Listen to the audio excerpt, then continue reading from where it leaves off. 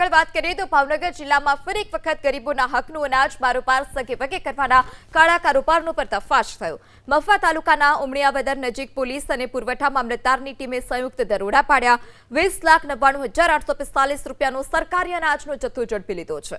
તપાસ દરમિયાન ગોડાઉનમાંથી 32,491 કિલો ઘઉં, 8,400 કિલો ચોખા, 843 કિલો બાજરી, 850 કિલો ચણા, 1,350 કિલો તુવેર દાળનો જથ્થો મળી આવ્યો।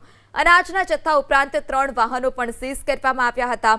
હાલ ગોડાઉનને સીલ કરવામાં આવ્યું છે અને જિલ્લા પુરવઠા અધિકારી કક્ષાએથી આ મામલે વધુ તપાસ હાથ ધરવામાં આવી રહી છે।